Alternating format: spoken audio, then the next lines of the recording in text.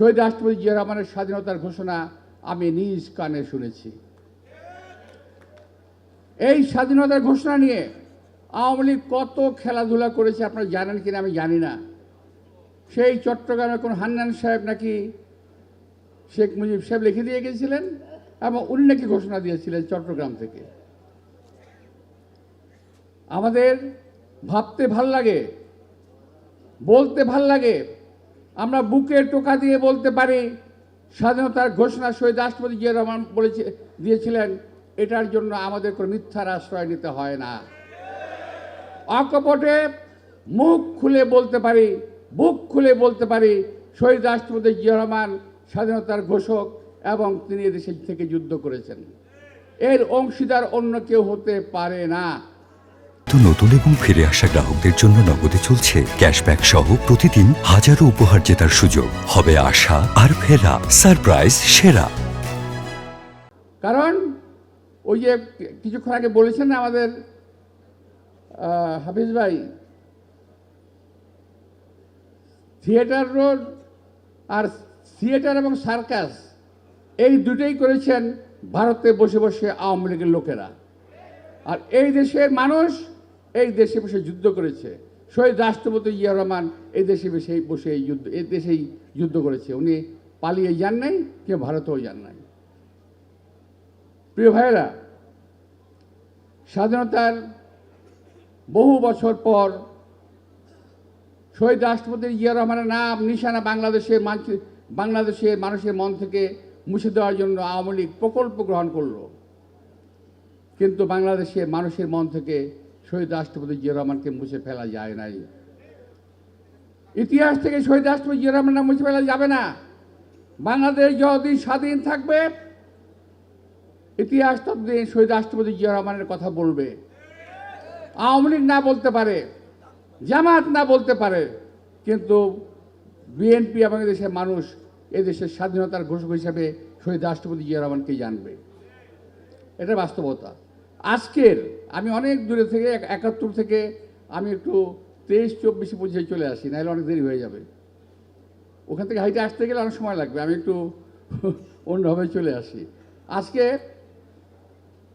এরপর 17 বছর আমরা আওয়ামী লীগের অধীনের থেকে আওয়ামী লীগকে অপসারণের জন্য যুদ্ধ করেছি রাজপথে। অনেক ভাই বোন শাহাদাত বরণ করেছে, শহীদ হয়েছে। আমরাও মৃত্যুর ঝুঁকি নিয়ে জেল জুলুম খেটে এতটা বছর কখনো পরিবার থেকে বিচ্ছিন্ন হয়ে, কখনো পরিবারের মধ্যে থেকে, কখনো জেলে, কখনো রাজপথে থেকে আমরা যুদ্ধ করে যখন শেষ সময় আসছে একটা তীব্র আন্দোলনের মুখে এই সরকারের পতন ঘটেছে।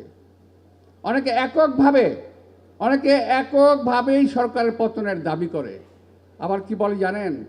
আবার বলে 17 বছর আপনারা কোথায় ছিলেন? কাকে জিজ্ঞেস করে? বিএনপিকে। সবচেয়ে হাসি পায়, আরে এই 17 বছর তোমরা কোথায় ছিলা? আমি এটা জানতে চাই। তোমরা যদি মাঠে থাকতো তাহলে তো আমাদের মাঠে দেখতে পেতে, কারণ আমরা তো মাঠেই ছিলাম। আমরা কখনো মাঠে, আমরা কখনো জেলে, আমরা কখনো কোর্টে, আমরা কখনো আত্মগোপনে, আমরা তো এভাবেই ছিলাম। তো আজকে একটা সুযোগ এসেছে, সময় এসেছে দেশটাকে নতুন করে পুনর্গঠন করার জন্য। সব তো আপনাদের সামনে বলা যাবে না, সময়ও নাই। আমাদের নেতা তারেক রহমান সাহেব অনেকে বলেন লন্ডনে বসে আছেন, আসেন না কেন ইত্যাদি ইত্যাদি অনেক কথা বলেন।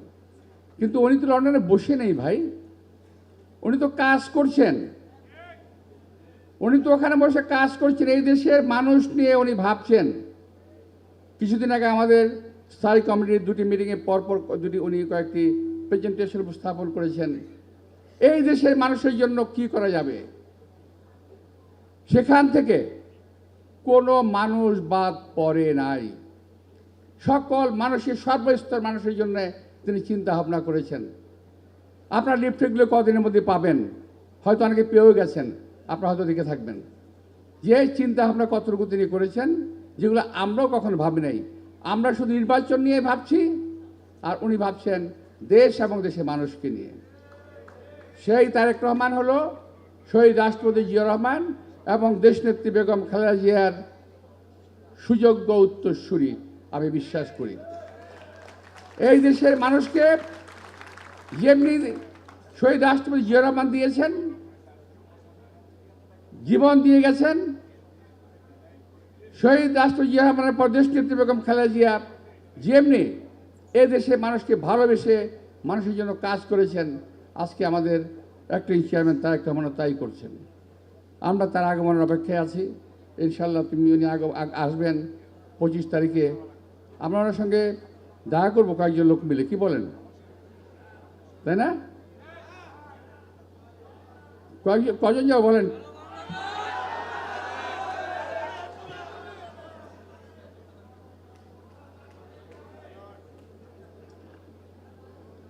আমি বা আপনি